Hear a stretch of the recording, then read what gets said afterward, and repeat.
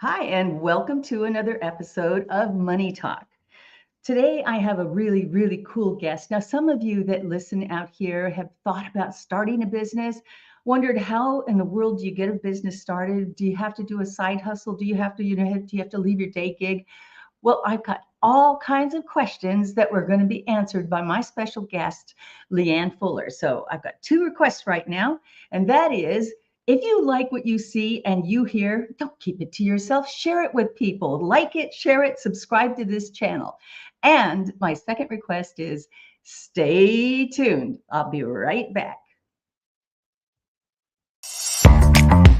Linda gave me the courage, the confidence to move forward. And after I was finished with Linda K's training, I was at the next level. It's Linda K. But when you trust that piece of you that says, I got something to give, I have something to say, you know you've got something to do.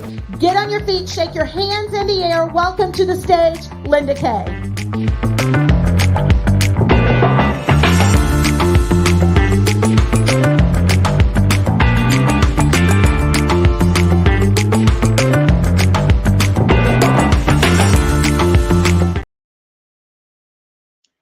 Well, as I promised, we're going to have some really good conversation today about how in the world do you get your business started when you have been very, very busy keeping one business going?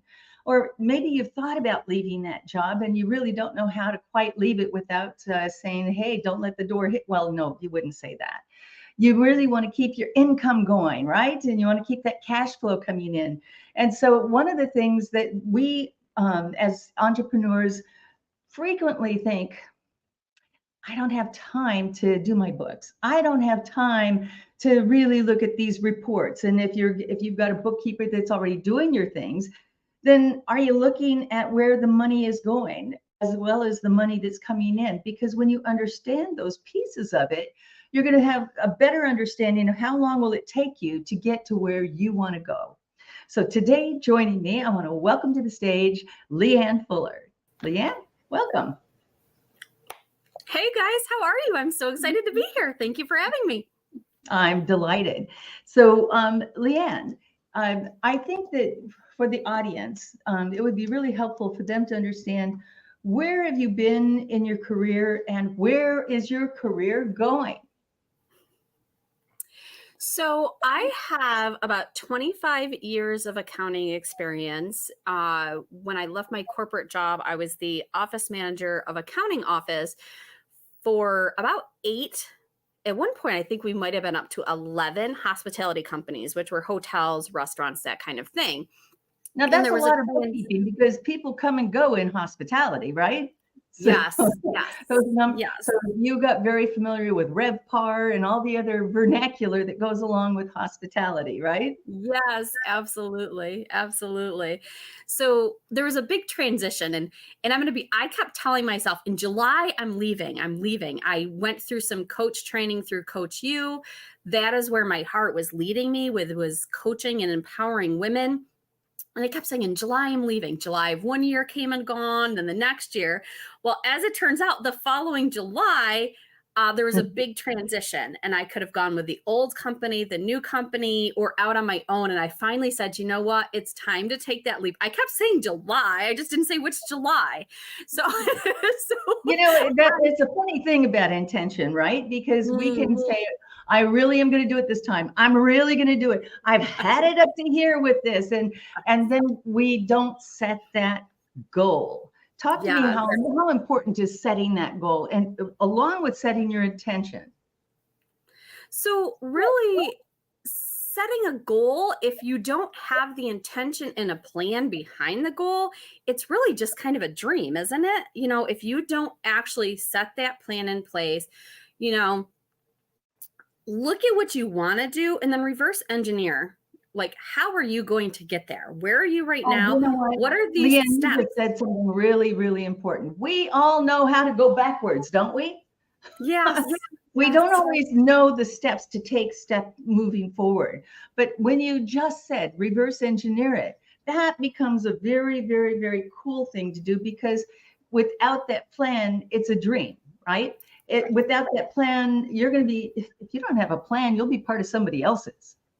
Yes, yes, So absolutely. how If do you you're not reverse building your engineer? dreams, you're building somebody else's. So you really want to be able to focus and take that big thing.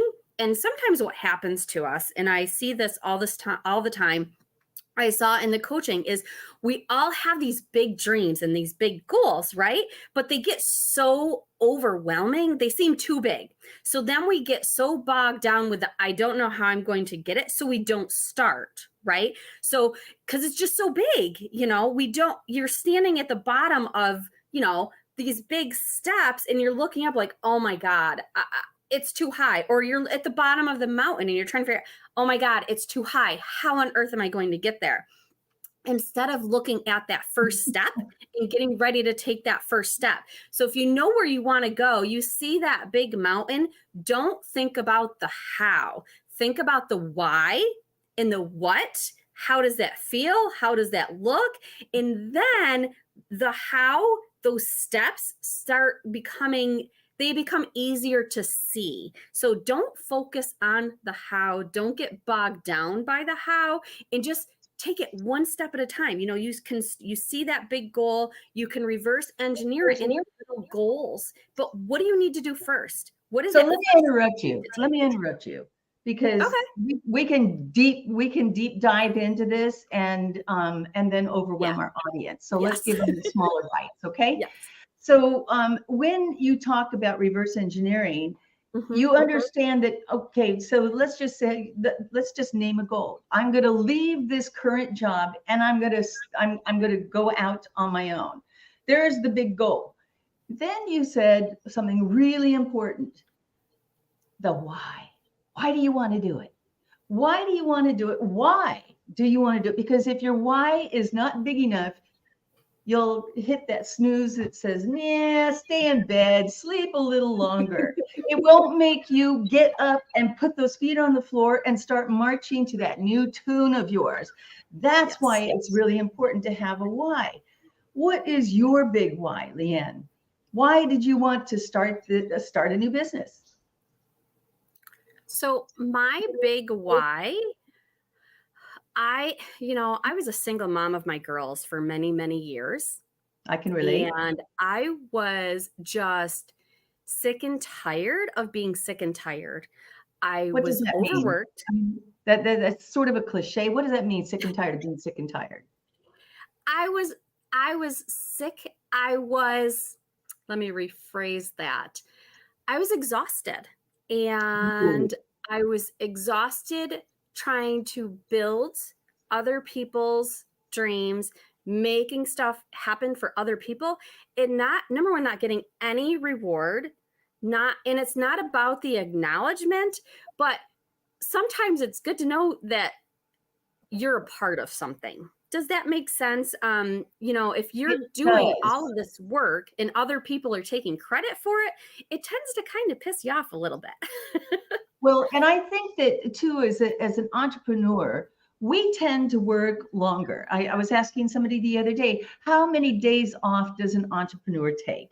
They don't, because even when they're off and they're doing an event or they're on this quote mini vacation where you've taken the girls somewhere, you're answering emails, text messages, you're making phone calls, you've got your phone out and you're doing a video to tell people how brilliant this downtime is.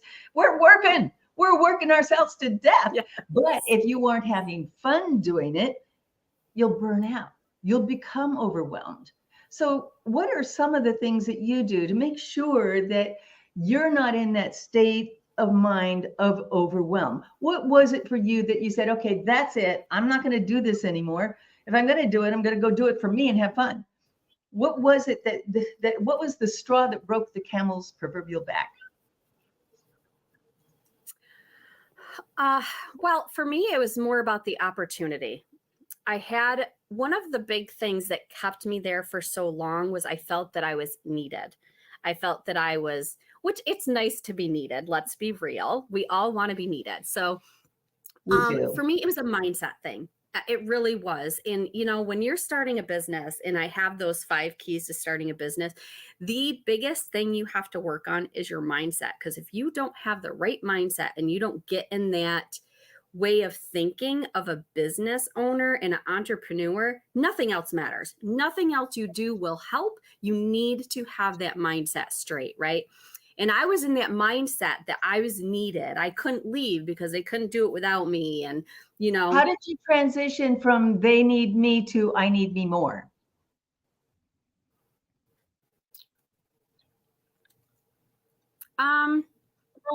Good question. I really,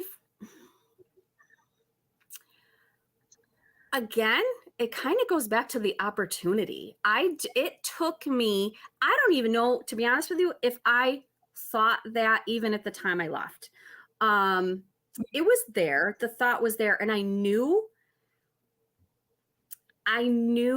that I needed to do something. It's all in that self-care and that mindset and putting ourselves first. I was so busy. I was the last person I thought about in life, but to me, honestly, And don't we as women, we as moms tend to be like that kind of anyway, we are until we're either exhausted or we're sick, or we finally have some sort of a breakdown before we have a breakthrough.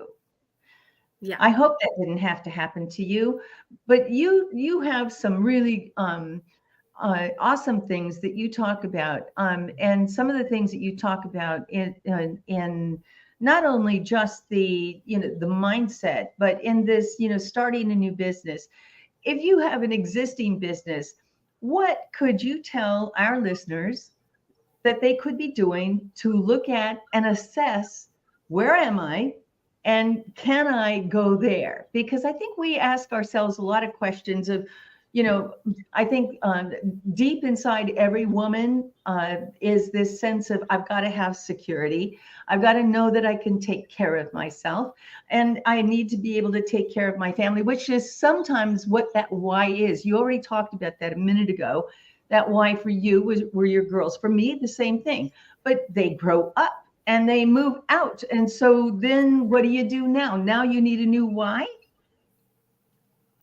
Yeah. So when I left, again, it was about the opportunity. The opportunity came and I finally just said, screw this. I'm done. I'm doing it. Right.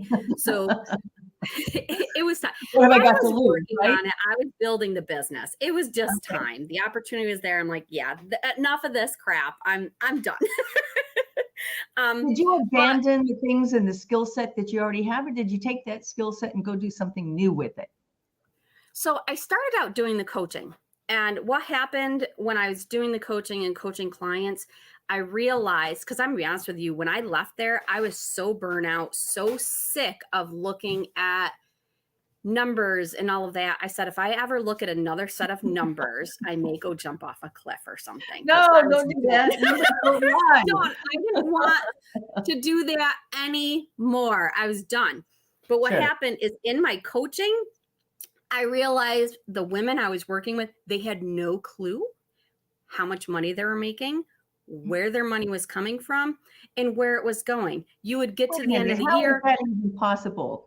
Honest to God, seriously? Seriously. So that's when I decided to kind of go back to the roots. And now I'm in the unique position where I have the bookkeeping experience and the knowledge and the accounting, and now I have the coaching. So now I can help with those bigger goals, and how can we take these numbers and plan and look at the profit strategies and plan. So when you go to your accountant at the end of the year and he tells you you've made $20,000, $50,000, $100,000 a year, and you don't have any money left over to show for it, that doesn't happen. We can plan for that ahead of time. So in a new startup, and I coach a lot of people in real estate and in new businesses, but particularly real estate. And I tell them, you may be new to agenting, but you've got to have a commitment to it. So one is the plan. The second is the commitment to the plan. In that commitment, I also tell them that they need to plan for 6 months of no income while they're building their prospecting and their pipeline and doing the other things. What kind of advice do you tell your ladies that you're coaching that are looking to transition out of what they were doing, or even to just start anew if they don't have any clue how much money they're making? Yeah, so that's a really good point, because without funding, and that's one of the things that's one of the key things to starting a business. You need funding. No matter, that funding can come from a lot of different places. And actually, one of the biggest places you can get your funding from is keeping your job. That is money you are never going to have to pay back.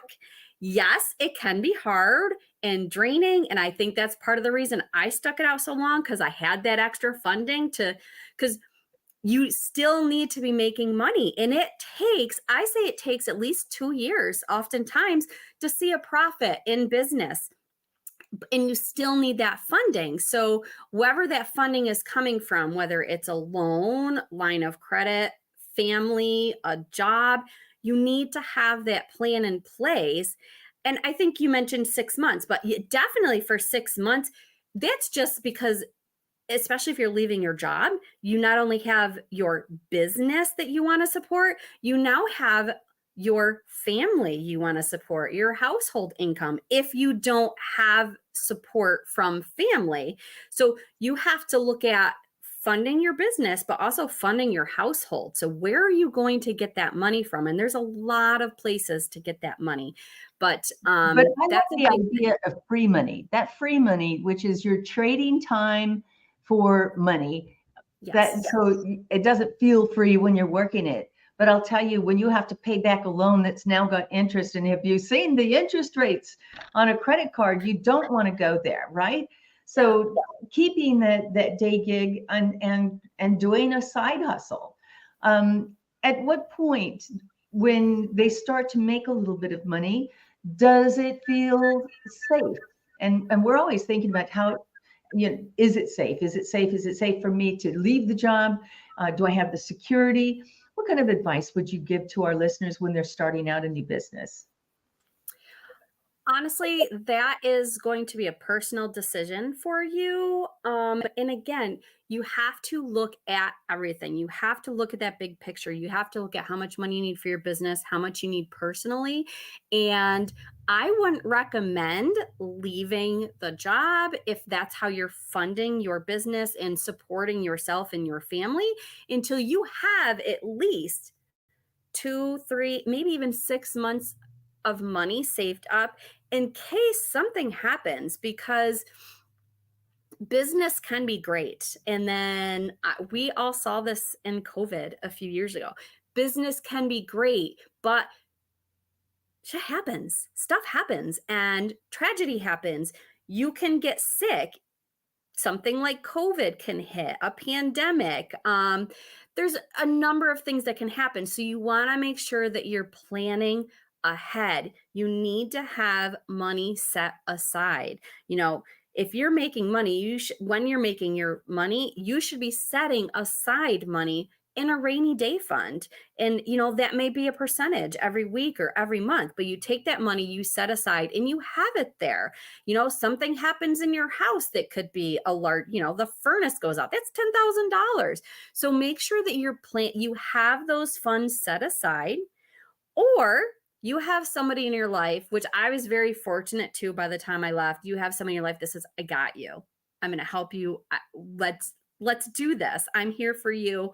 But not everybody's, I was not that lucky for many, many years. So you need to make sure and is it lucky, or is it just, the circumstances that you find yourself in? But I think that, you're talking about, whether you have a spouse, whether you're male or you're female, females and males are hooked up a whole lot differently. Men want to provide. They want to have that significance of being able to provide for the family. So I think it would be harder from our listeners' perspectives for them to for the guys listening, that they would be able to lean on somebody and say, yeah, okay, you've got me. I think that's a tougher thing. And I think that goes to the mindset that you were just talking about, because, we as women want that security and that assurance. It's a little bit more natural for us to lean on somebody. Well, it's a little bit more natural for women in general. I would say it would be very uncomfortable for me, because I've been a solo act for so long. I don't know how to behave in a relationship anymore. So to lean on somebody, I would go, are you sure you're going to catch me? But the 6 months, or you don't even need a disaster to happen like COVID or the furnace going out. I would say that as an entrepreneur, when you get busy and you've got coaching, or you've gone out and you've been speaking, you're doing events, and you get a couple of new clients, and you're so busy doing this, and then all of a sudden you're like, well, I just fulfilled that 6-month obligation with them, and you're looking around going, well, where are the new clients? I don't see them. I don't know where they are. And I think that, you just talked about, saving and setting aside. How about planning for and doing and actually budgeting time for prospecting? How does that work? So you definitely want to be doing revenue generating activities on a daily basis, so you don't get into that situation you were just talking about, because it is easy What's to the get difference? sucked in. Wait a minute. You just touched on a hot topic, and we're going to stay there for a second, okay? Doing a money generating activity. Now, we get busy as entrepreneurs. We're thinking, oh, well, I made a couple of phone calls and I chatted, and then I got onto Facebook and I did a couple of things. Talk to me about the difference of just busy and revenue generating activity. So revenue generating activities, the way I look at those are the things that you talked about, right? It's getting on Facebook. It's doing something like we're doing, where you're like getting in front of other people's audiences. You're speaking, you're networking, you're putting yourself out there, and you're following up. A huge thing, and people don't always like doing this, is that follow up. A revenue generating activity is something that is going to bring you in leads to keep building a list, whether you have a list online or you have a list on a pad and paper or Excel spreadsheet. You need to keep bringing in those leads. And that, some people may have a much higher conversion than others. But that's something to look at. And that's something that's kind of a personal best for yourself, or how you're working things. But really anything like that, anything you're doing online, Facebook posts, emails, telephone calls, those are going to be the biggest thing that you're going to be able to do. But to do that, you need to have somebody to call, right? So that's where those revenue generating activities come from. Putting out a freebie to people to add them to your list. So then you have that lead to follow up on. And I've heard so many different numbers of how many times you have to actually touch a potential client before they become a client.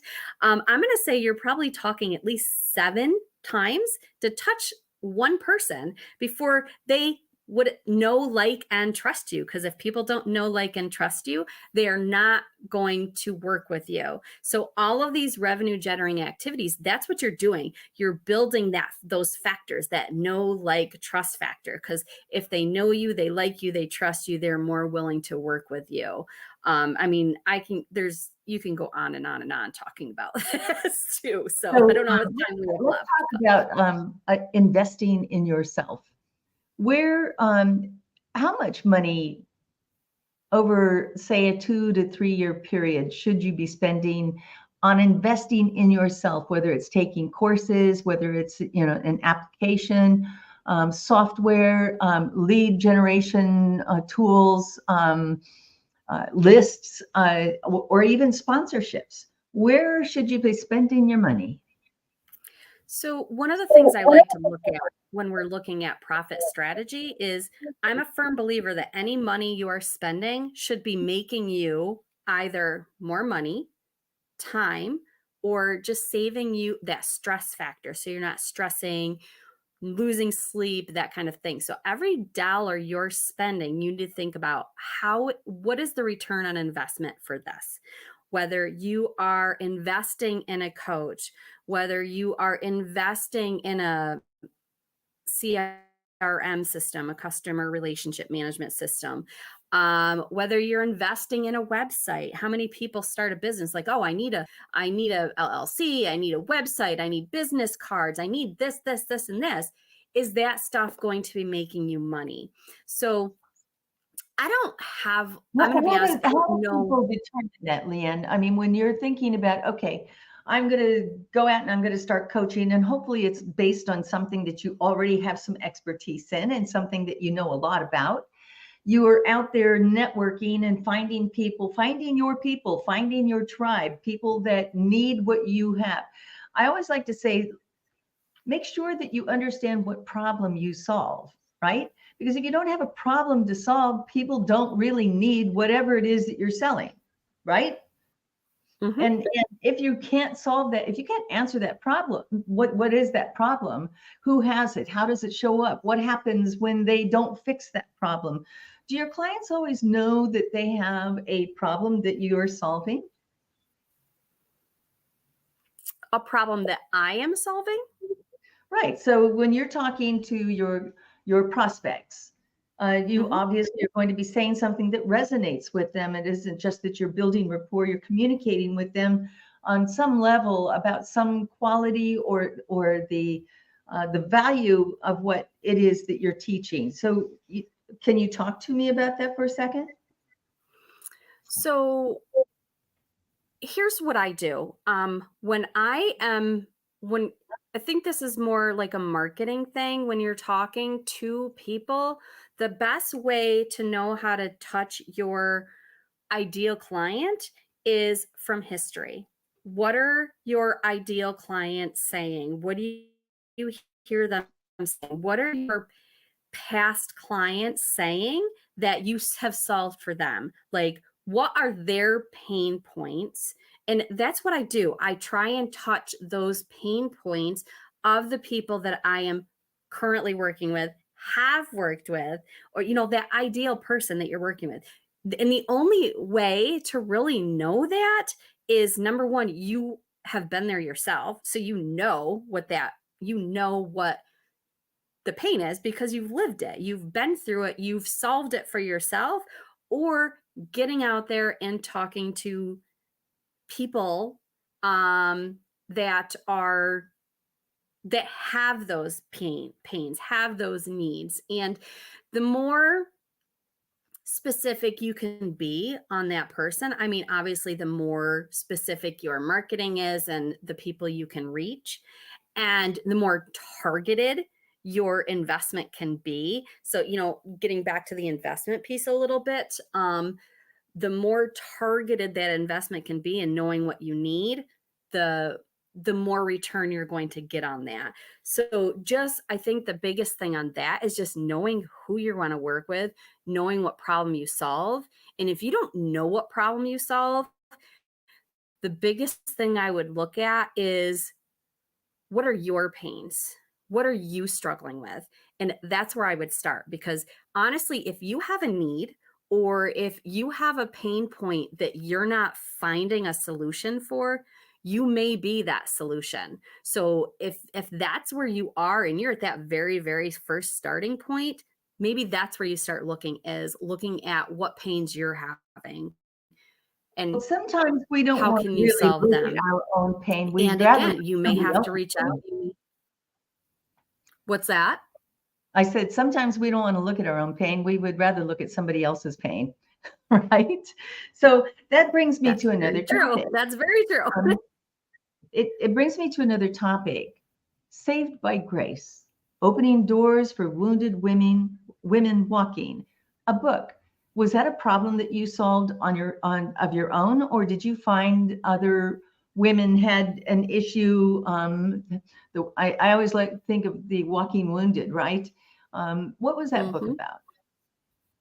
So that book actually goes back to, I had an Adopt a Mom program that I started when my mom was very sick, as a way to kind of boost spirits in the family. Christmas was always her favorite holiday.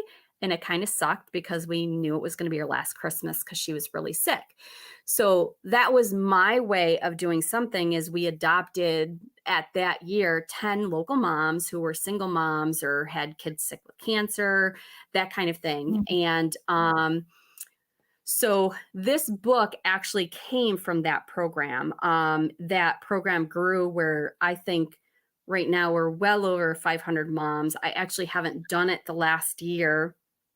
But what happened is I started donating to shelters, and I came across this one shelter who it was a shelter for women who were overcoming addiction or some sort of addiction, abuse. There was various things, but I think the biggest thing was addiction. It was a faith-based shelter, and they wanted to share their stories. So that's what that book is it was an opportunity for them to share their stories and to help other people see that there's light at the other end of the tunnel, and it's not how they overcame and how they can help, what they can do. So that's where that book came from. That's beautiful. That really is. You didn't just write one book though. You have a couple of books. So I do. I'm a part of quite a few anthologies. Divas was one. Driven Individual Visionaries Accomplishing Success with Savannah Moore, who is a dear friend of mine. I have a Chocolate and Diamonds mom book. I honestly, this is probably horrible for me to say, but I don't remember what they all are. But there's probably like 5 or 6 of them at this point. But they're, oh my goodness. Is it sad? I cannot remember what they all are. That is probably very sad. I feel the same. I've been in many compilation books and where you've written a chapter, and that's a great way to start if you've never written anything. Yes. Coming up with 1,500 words to write, sounds like an easy task until you sit down in front of the computer, and now you are tasked with actually writing it out.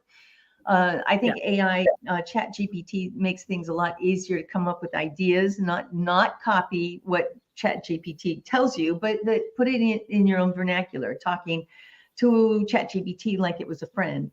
But back in only a couple of years ago, because look, ChatGPT's only been out for a little bit less than a year, if you can even imagine. We can't imagine life without a cell phone. Well, I think we're kind of at that point with ChatGPT as well. But when you're first starting out, getting into compilation books is a great place to start. It also gives you a sense of credibility and authority because you're speaking on a subject that you know really well. But the subject that you speak about really right now has a few tips, and I think you even have a giveaway for it. Talk to me a little bit about what those 5 points are. Okay, so basically like the 5 key aspects to getting started in a business, and I think that's what we're going to give away today, and touch base on them a little bit. The first thing, and we talked about this a little bit, is mindset. And that's the first thing you really need to get right in your head, is because when things go to crap, which they will, it happens in business. One of the key things, if you don't work, you don't get paid. It's not like you get paid time off from a job anymore. If you're not working, you're not getting paid. And when you're not getting paid, you're going to need to know why you're doing this. What is your why is one of the biggest things to wrap your head around in the mindset. That's what is going to push you through when things go to crap. The next thing is planning, having a plan in place.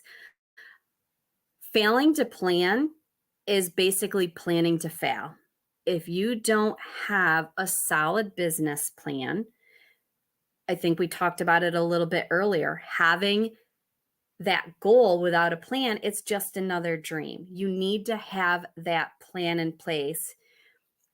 In that plan, some of the other things, the 3 other things we talk about is funding. Where are you going to get your funding from? Are you going to keep your job to get you started? Do you have investors, whether they're family, friends, or outside investors?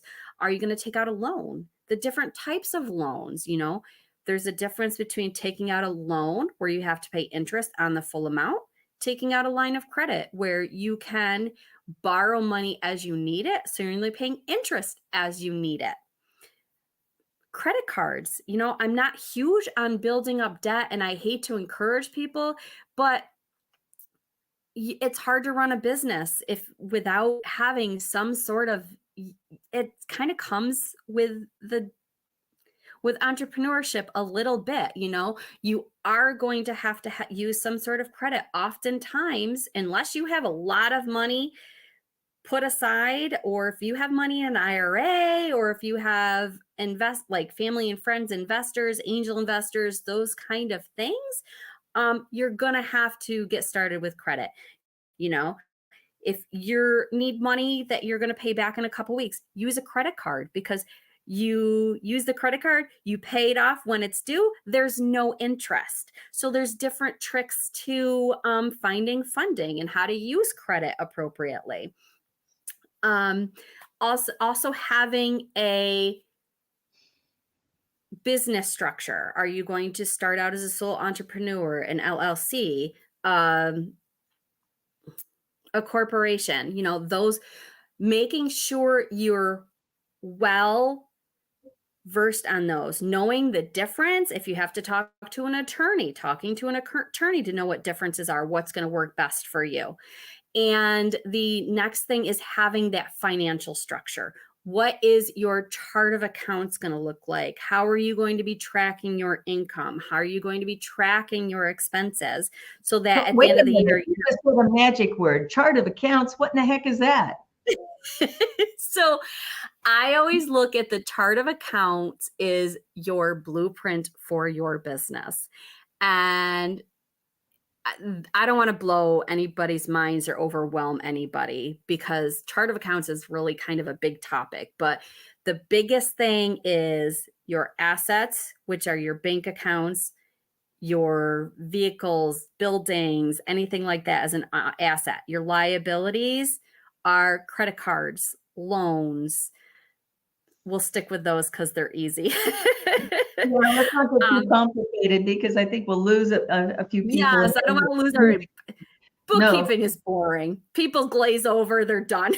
Well, but it isn't really boring, because when you think about the money that you're making and the money that you're spending, putting it into the right buckets. I know some people make the system so simple that they only have envelopes, right?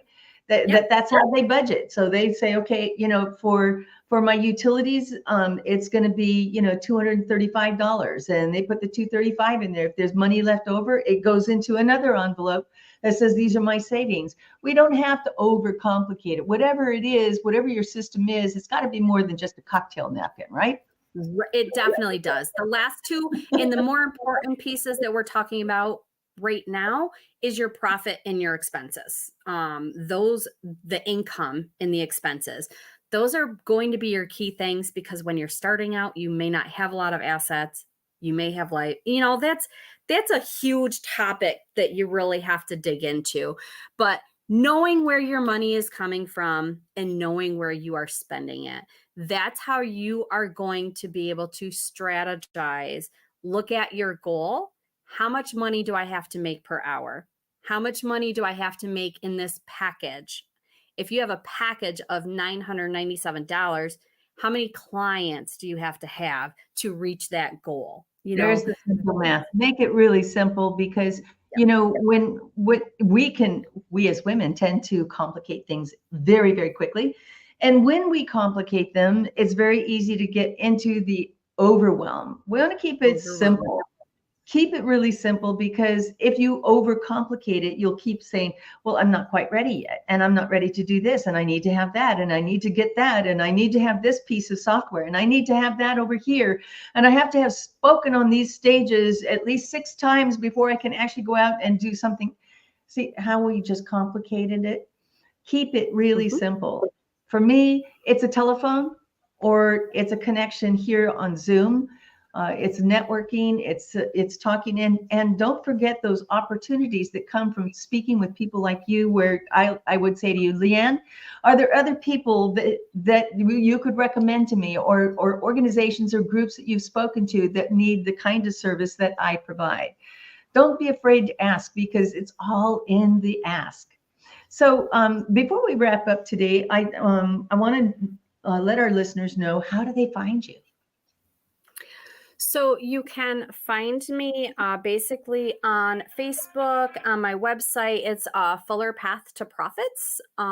You can set up a time to talk to me. I do strategy sessions to look at where you're at, to see where you want to go. Look at the big picture, see where you're at. How do you get there? Those kind of things. And, the one thing I do want to say that goes back to what everything we've really said, and this is not one of my 5 steps. This is like a bonus step. And when we get overwhelmed, the biggest thing you can do is take action. One step at a time. It seems counterintuitive, doesn't it? I'm overwhelmed, so I'm just going to do nothing. I'm just going to stop, and I'm going to do absolutely nothing, and I'm going to stay in place. Why is that important to take a step? Because if you do not take that initial step, a year from now, you're going to be sitting exactly where you are right now. Just like I was before I got started. I kept saying in July, and the next July, I was still there. You have to take action, whether it is just picking up the phone and talking to one person. Your connections, you just talked about connections, are priceless. They're going to be one of your, talk about assets. Your connections are going to be one of your biggest assets, and they don't cost you a damn thing. So no, it does cost you something. It costs you something if you don't take advantage of it. If you never reach out to those people, if you never tell people, I'm doing this now, people will never know. They're not going to be out on YouTube or on Facebook looking for you. What is LeaAnn doing now? No, you got to get out there and start telling them, I'm here. This is what I do. I'm a wealth building strategist. This is my goal is to help you build your future. If you never tell anybody, you're going to be the best kept secret. And why do you want to do that? I was just going to say, you do not want to be the world's best kept secret. You need to talk to people. You need to make those. But again, just taking action, that's really what being in business is all about. Small actions, big actions. But if you are not taking any action, you're going to be exactly where you are right now. You're not going to move forward.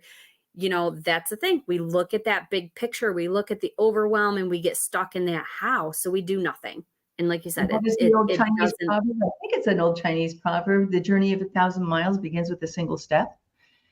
So just, write it down, write your goal down, write and understand, where do I want to, where am I right now? Where do I want to go? And how many steps is it going to take? Don't put in 1,000 miles of steps. Remember what the goal is, the big goal. Why do you want to do it? And then work backwards, because we're real good at that, aren't we? LeaAnn, Yes. You said you had 5 points. How do my listeners get that? So yes. Where would you like me to share that at? Let's see. Put that into the comments, and then Karen can put it onto the Facebook or onto our live stream. And then I think, Ron, you should be able to pick that up and put that into a banner really quick if you can get that into the comments. We'll put that there. So you can opt in there. You will get the 5 steps to the strong foundation. I touched base on them really quick. This gives you a little bit more in depth. more detail. And, if it's something you're interested in talking about a little bit more, please feel free to reach out to me. My email address is, it's my name, LeaAnn at welcometoyourfullerlife.com. But again, it may be easier just to do it right through my website, to book a call, to contact me, and we can set something up through there. So we'll make it really simple. Go out to her website, go find her, go get your free download of the 5 steps and Fuller Path to Profits with LeaAnn. LeaAnn, I want to thank you for joining me today. It's been a pleasure to have you. And to all of our listeners, if you want to know more about how to get yourself on a faster path to cash, reach out. Thank you, LeaAnn. Thank you for having me, and thanks for joining us. You're so welcome. So that wraps us up today for another episode of Money Talk. Join us next week or take a look at some of our past ones, because we've had some really incredible guests on this show. Welcome and thank you for joining us, and I'll see you next week. Do you like to talk about money? If you do and you'd like to be a guest, contact me at lindak360.com.